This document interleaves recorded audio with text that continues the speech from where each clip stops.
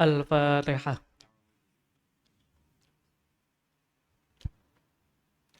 Bismillahirrahmanirrahim. Alhamdulillahirabbil alamin.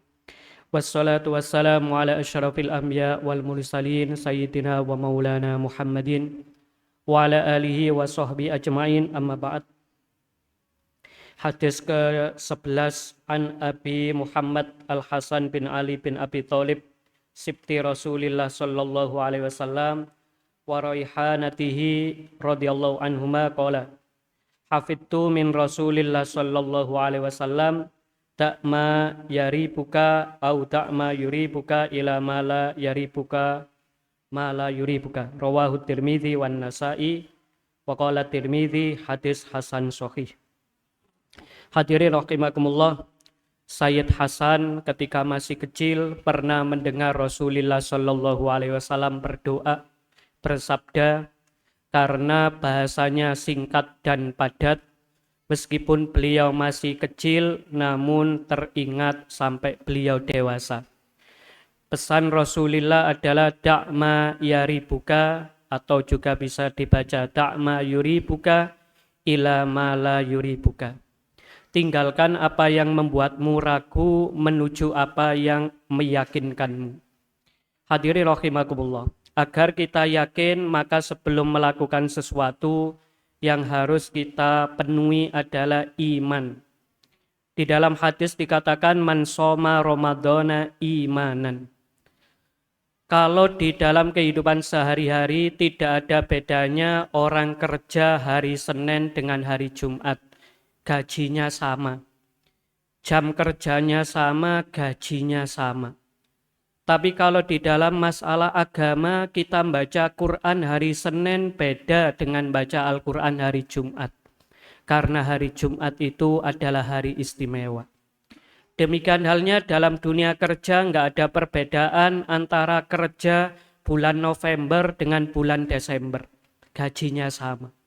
Namun kalau di dalam masalah agama, kalau kita beribadah di bulan Ramadan, tentu berbeda dengan bulan-bulan yang lain. Disinilah letak keimanan kita. Kita iman yakin bahwa satu sholat sunnah yang kita lakukan di bulan suci Ramadan ini setara dengan ibadah wajib di luar bulan suci Ramadan. Ini yang disebut dengan keyakinan berdasarkan iman. Tapi iman ini perlu dibekali dengan ilmu. Pada saat kita mendirikan sholat witir misalnya, kita punya dua opsi. Opsi pertama adalah dalam sebuah hadis dikatakan, barang siapa menyertai imam sampai selesainya sholat, yaitu sampai nanti kalau di masjid ini sampai 23 rakaat selesai, lalu pulang, maka orang tadi mendapatkan pahala seakan-akan orang yang sholat malam seutuhnya. Artinya sepanjang malam dia dianggap mendapatkan pahala qiyamu Ramadan. Akan tetapi hadirin rahimakumullah, ada pula hadis yang mengatakan hendaklah kalian menjadikan sholat witir kalian sebagai sholat terakhir. Sehingga apabila di antara kita itu ingin keluar dari barisan, ingin keluar setelah sholat tarawih, motivasinya bukan karena malas, motivasinya karena ada ilmunya bahwasanya Rasulullah menyuruh kita agar menjadikan sholat witir sebagai sholat yang terakhir. Sehingga dengan demikian selepas kita ikut jamaah bisa keluar dari majelis untuk kemudian nanti melanjutkan dengan sholat tahajud dan ditutup dengan sholat witir. Terkait dengan teknis sholat witir pun kita juga punya pilihan. Misalnya kita boleh sholat witir dengan cara dipisah 2 rakaat lalu di penutupnya 1 rakaat. Boleh juga secara langsung, yaitu 3 rakaat persis seperti sholat maghrib, yaitu tasyahudnya 2 kali. Yang rakaat pertama tasyahud, lalu rakaat ketiga juga tasyahud. Hanya bedanya adalah kalau sholat maghrib di rakaat yang ketiga imam tidak berbunyi, tidak membunyikan fatihahnya atau sirri, namun kalau di dalam sholat witir semuanya dibaca jahar. Opsi yang lain adalah kita boleh untuk sholat witir 3 rakaat di mana cukup satu kali yaitu tasyahud akhir saja, sehingga rokaat pertama dan rokaat kedua semua dilakukan tanpa tasyahud. Artinya hadirin rahimakumullah, kita yakin melakukan sesuatu itu satu karena iman, dua karena ilmu. Lalu di dalam pelaksanaannya yang perlu kita lakukan adalah kita perlu wirai. Ada yang namanya warok. Warok itu adalah upaya menjaga diri. Menurut Syekh Yusuf Qaradawi di dalam kitab beliau mengatakan warok itu ada 4. Yang pertama adalah warok dari meninggalkan dosa-dosa besar. Apa itu dosa besar? Dosa besar adalah dosa yang ada ancaman neraka di dalam Al-Quran maupun hadis. Atau juga yang dimaksud dengan dosa besar adalah dosa yang ada hukuman hadnya di dalam fikih. Seperti orang mencuri itu dosa besar karena hukumannya potong tangan. Berzina itu berdosa besar karena juga ancamannya neraka. Jadi apa yang diancam neraka atau ada hukuman yang pasti, itulah yang masuk dosa besar. Oleh karena itu hadirin rahimakumullah, kalau kita berpuasa Ramadan, jangan sekali-kali kita melakukan dosa besar seperti meninggalkan sholat dan tidak mau mengeluarkan zakat. Lalu juga ada dosa kecil. Dosa kecil itu seringkali menjadi pintu gerbang, pintu masuk menuju dosa-dosa besar. Seperti melihat lawan jenis tanpa ada kepentingan. Di dalam sebuah hadis dikatakan, la tutbi'in nadron nadro. Kalau kita melihat lawan jenis secara spontan, maka tidak ada dosa.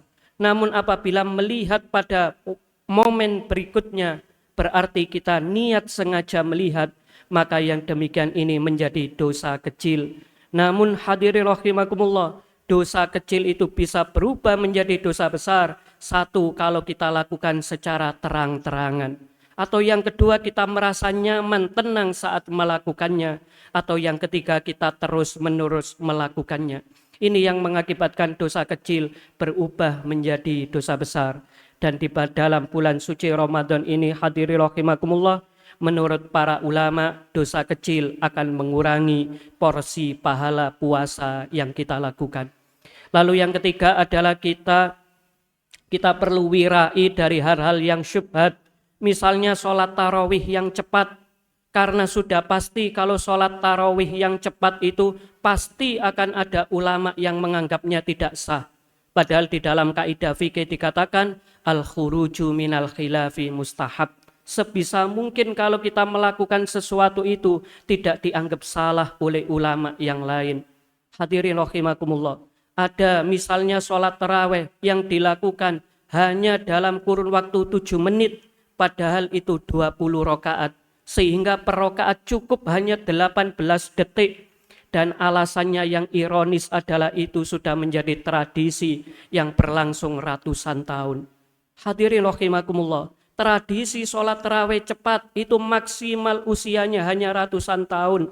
Sedangkan sholat tarawih yang lama itu usianya ribuan tahun. Ya ayyuhal muzammil kumil laila illa qalila nisfahu awingkus minhu qalila auzid alaihi. Rasulullah itu minimal sholat tarawihnya 3,5 jam. Maka inilah tradisinya Rasulullah Shallallahu Alaihi Wasallam. Maka kita tidak boleh berada di balik kedok. Itu adalah tradisi yang harus dilestarikan. Karena sesungguhnya tradisi Nabawi menyatakan sholat yang terbaik adalah semakin lama kita sholat, maka di situ semakin baik bagi kita. Lalu yang keempat hadirin rahimakumullah, yaitu wirai dari perkara-perkara yang mubah. Aslinya itu mubah, namun kalau kita tidak yakin maka kita boleh menghindari. Misalnya ada menu bagi-bagi takjil dari non-muslim. Meskipun secara fikih boleh kita menerima hadiah pemberian dari non-muslim untuk takjil. Namun kalau hati kita tidak mantap, tidak perlu untuk dimakan. Demikian halnya kalau kita pergi ke warung tertentu, meskipun kita yakin bahwasanya di situ adalah rezeki yang halal, namun kok ternyata di situ pemiliknya kurang menjaga kebersihan, mungkin di situ ada anjingnya, mungkin di situ ada hal-hal yang membuat kita tidak yakin, maka kita menghindari makanan-makanan yang seperti itu juga masuk kategori daripada wirai. Termasuk hadirin rahimakumullah, di momen-momen takjil seperti sekarang ini, jangan sampai muncul lawan daripada wirai. Muncul lawan wirai itu adalah tamak, yang seharusnya setiap orang itu dapat menu takjil satu, namun dia mengambil takjil dari satu lokasi, pindah ke lokasi yang kedua, pindah ke lokasi yang ketiga. Maka yang demikian ini juga termasuk orang-orang yang tidak wirai, karena dia mengambil jatah daripada orang lain. Walhasil hadirin rahimakumullah, sebagai penutup daripada ini adalah ihtisaban man soma ramadhana imanan wahtisaban. Apabila kita ingin yakin di dalam menjalankan sesuatu, maka kita niru apa yang kita alami selama bulan suci Ramadan, bahwasanya kita puas kalau sudah menyelesaikan sesuatu. Di dalam hadis dikatakan, di bulan suci Ramadan itu kita gembira pada saat berbuka puasa. Kenapa? Karena kita sudah sukses melakukan sesuatu. Kita tidak peduli menu apa yang kita makan, minuman apa yang kita minum, kita tidak ambil pilihan. Karena kalau kita mampu menyelesaikan puasa, kita sudah bahagia. Dan pada saat yang sama, kita tidak berharap terima kasih, apresiasi, penghargaan dari sesama manusia. Dan sebagai akhir dari pertemuan ini adalah sebuah ayat mengatakan, innama nut'imukum liwajhillah la nuridu minkum jazaa'a wala syukura. Menurut para ulama, siapa yang berbagi menu takjil lalu dia berharap didoakan oleh penerimanya, maka bisa jadi dia tidak ikhlas saat memberi. Apabila ada orang memberi lalu dia meminta anak yatim, meminta orang miskin agar mendoakan dia, itu pun menurut para ulama dianggap tidak ikhlas, apalagi kalau untuk tujuan-tujuan yang lain.